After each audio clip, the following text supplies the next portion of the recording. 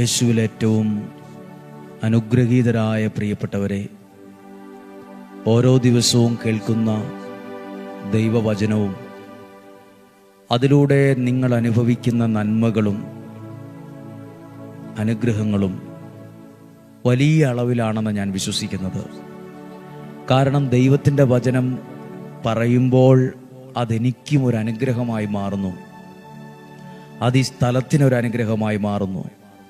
ഇവിടെ വന്ന് പ്രാർത്ഥിക്കുന്ന അനേകർക്കത് പ്രാർത്ഥനയ്ക്കുള്ള ഉത്തരമായി മാറുന്നു. ഇവിടെയുള്ള ഓരോ ശുശ്രൂഷകളും ഓരോ ദിവസവും ദൈവാനുഗ്രഹമായി മാറുന്നുണ്ട്. എല്ലാ മഹത്വവും ദൈവത്തിന് നൽകുന്നു. ഇവിടെ നിയോഗം സമർപ്പിച്ച് പ്രാർത്ഥിച്ചവരെ ഞങ്ങൾ ഓർക്കുന്നു. പ്രിയപ്പെട്ടവരെ, ഇന്ന് ഡെയിലി ബ്ലെസ്സിങ്ങിലൂടെ വചനം കേൾക്കുന്ന എല്ലാ വ്യക്തികൾക്കും കുടുംബങ്ങൾക്കും വേണ്ടി പ്രാർത്ഥിക്കുന്നു. പ്രഭാതത്തിൻ്റെ ഈ സമയത്ത് ഒരുമിച്ചായിരിക്കുന്ന ആയിരങ്ങളുണ്ട്, ഒരുമിച്ച് വചനം കേൾക്കുന്ന ആയിരങ്ങളുണ്ട്. ആ കുടുംബങ്ങളെ ഈ പ്രഭാതത്തിൽ ഈ വചനത്തിലൂടെ, ഇന്ന് കേൾക്കാൻ പോകുന്ന വചനത്തിലൂടെ, പ്രാർത്ഥനയിലൂടെ അനുഗ്രഹിച്ചു തന്നെ പ്രാർത്ഥിക്കുവാണ്, അനുഗ്രഹിച്ചു തന്നെ പ്രാർത്ഥിക്കുന്നു. ഇന്ന് കേൾക്കുന്ന വചനത്തിന് വേണ്ടി ശരീരത്തെ മനസ്സിനെയൊക്കെ ഒന്ന് ഒരുക്കി ദൈവകരങ്ങളിൽ സമർപ്പിക്കാം. വചനം കേൾക്കുമ്പോൾ നിങ്ങളിലൂടെ നിങ്ങളുടെ വീട് സമൃദ്ധമായി അനുഗ്രഹിക്കപ്പെടട്ടെ. വീടിനകത്തുള്ള വിഷമങ്ങൾ, അസ്വസ്ഥതകൾ, പിണക്കങ്ങൾ ഒക്കെ മാറട്ടെ. ആ വീട് ഐശ്വര്യമുള്ളതായി മാറട്ടെ. സമൃദ്ധിയായ നിലയിലും അളവിലും അനുഗ്രഹിക്കപ്പെടട്ടെ എന്ന് പ്രാർത്ഥിക്കുകയാണ്. ഉൽപ്പത്തി പുസ്തകം 45-ാമത്തെ അധ്യായം 2-3 വാക്യങ്ങളൊന്ന് വായിക്കുകയാണ്. ജോസഫിന്റെ മേൽ വെളിപ്പെട്ട ഒരു അനുഗ്രഹത്തെക്കുറിച്ചാണ്. 45-ാം അധ്യായം 2-ാമത്തെ വാക്യം: ഈജിപ്തുകാരും ഫറവോയുടെ വീട്ടുകാരും അത് കേട്ടു. ജോസഫ് സഹോദരന്മാരോട് പറഞ്ഞു, ഞാൻ ജോസഫാണ്. എൻ്റെ പിതാവ് ഇപ്പോഴും ജീവിച്ചിരിക്കുന്നുവോ? അവരാകെ സ്തംഭിച്ചുപോയി. അവർക്ക് സംസാരിക്കാൻ കഴിഞ്ഞില്ല. ആരാണ് സ്തംഭിച്ചു പോയെന്നറിയാമോ? തള്ളിക്കളഞ്ഞവരാണ്. ജോസഫിനെ പൊട്ടക്കിണറ്റിലേക്ക് തള്ളിക്കളഞ്ഞവർ, ഉപേക്ഷിച്ചവർ, ഒഴിവാക്കിയവർ, വിറ്റവർ, വസ്ത്രം വലിച്ചു കീറി പരമാവധി എന്തൊക്കെ ചെയ്യാൻ പറ്റുമോ അതൊക്കെ ചെയ്ത സഹോദരന്മാർ സ്തംഭിച്ചുപോയി.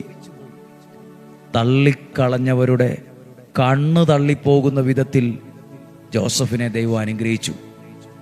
സ്തംഭിച്ചുപോയി. താഴെ എഴുതി 4-ാമത്തെ വാക്യം: അവൻ അവരോട് പറഞ്ഞു, അടുത്തേക്ക് വരിക. അടുത്തു ചെന്നപ്പോൾ അവൻ പറഞ്ഞു, നിങ്ങൾ ഈജിപ്തുകാർക്ക് വിറ്റ നിങ്ങളുടെ സഹോദരൻ ജോസഫാണ് ഞാൻ. എന്നെ വിറ്റതോർത്ത് നിങ്ങൾ വിഷമിക്കുകയോ വിഷാദിക്കുകയോ വേണ്ട. കാരണം ജീവൻ നിലനിർത്താൻ വേണ്ടി ദൈവമാണ് എന്നെ നിങ്ങൾക്ക് മുമ്പേ ഇങ്ങോട്ടയച്ചത്. അപ്പോൾ ജോസഫിൻ്റെ ഒരു പ്രത്യേകത, അനുഭവിച്ച വേദനകളും വിഷമങ്ങളും ഒക്കെ ആളെ ദൈവത്തിൽ ആശ്രയിക്കാനാണ് പഠിപ്പിച്ചത്. നിങ്ങൾ അനുഭവിച്ച വേദനകൾ, ഒറ്റപ്പെടുത്തലുകൾ, അകറ്റി നിർത്തലുകൾ, പരാജയങ്ങൾ നിങ്ങളെ ദൈവത്തിൽ ആശ്രയിക്കാനാണോ പഠിപ്പിച്ചത്? തള്ളിക്കളഞ്ഞവരുടെ കണ്ണ് തള്ളിപ്പോകുന്ന വിധത്തിൽ ദൈവം നിങ്ങളെ അനുഗ്രഹിക്കും. തള്ളിക്കളഞ്ഞ ഒരുപാട് പേരുണ്ട്. നിനക്കൊരു കഴിവുമില്ല, നിനക്കൊരു ബുദ്ധിയില്ല, നിനക്കൊരു കഴകത്തില്ല, നിന്നെ ഒന്നിനും കൊള്ളത്തില്ല, നിന്നെയൊക്കെ എങ്ങനെ മുന്നോട്ട് എന്നാ ഓർത്ത് എങ്ങനെ ജീവിക്കും നീ? തള്ളിക്കളയുന്ന വാക്കുകൾ, ഉപേക്ഷിച്ചവർ, ഇതൊക്കെ കേൾക്കുമ്പം അവരോട് സമരം ചെയ്യാതെ, യുദ്ധം ചെയ്യാതെ, ആ സങ്കടങ്ങളൊക്കെ നിന്നെ എത്തിച്ചത് ദൈവത്തിലേക്കാണോ? ദൈവത്തിൽ ആശ്രയിക്കാനാണോ പഠിപ്പിച്ചത്? നിന്നെ ഉപേക്ഷിച്ചവരുടെ കണ്ണ് തള്ളിപ്പോവും. സ്തംഭിച്ചു പോയെന്ന് എഴുതിയിരിക്കുന്നേ. അവർക്ക് പിന്നെ ഒന്നും സംസാരിക്കാൻ കഴിഞ്ഞില്ല. വാ ഒട്ടിച്ചു വച്ചോലായിപ്പോയി, ചുണ്ടൊട്ടിച്ചു വച്ചോലായിപ്പോയി. അയ്യടാന്നായിപ്പോയി എന്ന് പറയില്ലേ, അയ്യടാന്നായിപ്പോയി എന്ന്, അതുപോലെ ആയിപ്പോയി. സ്വപ്നത്തിൽ പോലും അവർ വിചാരിച്ചില്ല ജോസഫ് ഇങ്ങനെ കയറി വരും. നമ്മൾ തള്ളിക്കളഞ്ഞവരെ ചിലപ്പോൾ നാളുകളിൽ അവരുടെ മുമ്പിൽ തള്ളിക്കളഞ്ഞ അതിന് മുന്നിൽ നിന്നവർ നിൽക്കേണ്ടി വരും. പ്രിയപ്പെട്ടവരെ, എനിക്കൊരു അനുഭവം പറയാനുണ്ട്. ഒരു വീട്ടിലെ 3 മക്കളിൽ ഒരാൾ അപ്പൻ എപ്പോഴും പറയും, നിന്നെ ഒന്നിനും കൊള്ളത്തില്ല, മറ്റു 2 പിള്ളേരും മിടുക്കരാ, നീ എങ്ങനെ ഇങ്ങനെ ജനിച്ചു, നിനക്കൊരു കഴകത്തില്ല. ഈ കഴകത്തില്ല എന്ന് പറഞ്ഞ് അവൻ്റെ മനസ്സിൽ ഭയങ്കര ദുഃഖമാണ്. ഇങ്ങനെ കേട്ട് കേട്ട് കേട്ട് മനസ്സ് മുറിഞ്ഞ ഒരാളാണ്. അപ്പോൾ അവനെ ഒറ്റയ്ക്ക് എവിടെയെങ്കിലുമൊക്കെ മാറിയിരുന്ന് കരയും. പക്ഷെ അവന് മാത്രമാണ് നല്ലൊരു ജോലി കിട്ടിയത്. ഇപ്പോൾ 2 സഹോദരന്മാർക്കും ഇവൻ്റെ അത്രയും ജോലിയോ സാലറിയോ ഒന്നുമില്ല. ഇപ്പോൾ വീടിൻ്റെ മെയിൻ ആളാണ്. കുറച്ച് നാളുകൾക്ക് മുമ്പ് ഇവൻ്റെ സഹോദരൻ ഒരാൾക്ക് പുറത്തോട്ട് പോകണം. കുറച്ച് പൈസയുടെ ആവശ്യം വന്നപ്പോൾ ചോദിച്ചത് ആരോടെന്നറിയോ? ഇവനോട് അതിൻ്റെ പൈസ ഉണ്ടെങ്കിൽ കുറച്ച് പൈസ എനിക്ക് കടം തരാമോ എന്ന് സഹോദരൻ ചോദിക്കുക. അതായത് ആ മനുഷ്യൻ ജീവിതത്തിൽ പറഞ്ഞൊരു കാര്യമുണ്ട്, എൻ്റെ അപ്പം പോലും എന്നെ കഴകത്തില്ലാത്തവൻ, ആ മണ്ടനാ, ഇവനെ കൊണ്ട് ഒരു ഗുണമില്ല, ഇവനെ കൊണ്ട് എങ്ങനെ പെണ്ണ് കെട്ടിക്കാനാ എന്ന് ചിന്തിച്ച് പറഞ്ഞ വാക്കുകൾ എൻ്റെ മനസ്സിലുണ്ട്. പക്ഷെ അന്നേരമൊക്കെ ഞാൻ ദൈവത്തോട് പ്രാർത്ഥിക്കുമായിരുന്നു, ദൈവത്തിൽ ആശ്രയിക്കുമായിരുന്നു. അതാണ് എനിക്ക് എല്ലാവരുടെയും, അതായത് സഹോദരങ്ങളുടെ കണ്ണ് തള്ളിപ്പോയി. അവന് കിട്ടിയ ജോലി ഓർത്ത്, അവനിപ്പോൾ കിട്ടുന്ന സാലറി ഓർത്ത്, അവൻ്റെ ജീവിതത്തിൽ നടന്ന വിവാഹത്തെ ഓർത്ത്, എല്ലാ ഈ സഹോദരങ്ങൾ അപ്പനടക്കം ഉള്ളിൽ ഒരു ഞെട്ടലുണ്ട്. ഒരു ഞെട്ടൽ.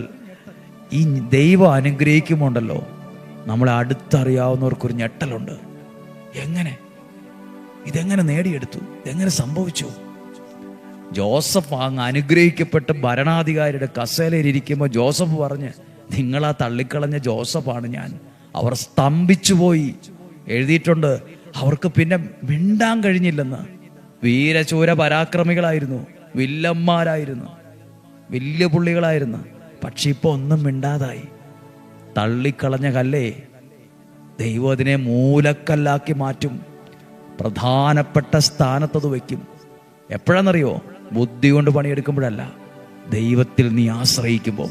പ്രതിസന്ധികളും വേദനകളും ഒറ്റപ്പെടലും വന്നപ്പം ദൈവത്തെ നീ മുറുകെ പിടിച്ചപ്പോൾ നിന്നെ ദൈവം മൂലക്കല്ലാക്കി മാറ്റാനാ തുടങ്ങിയത്.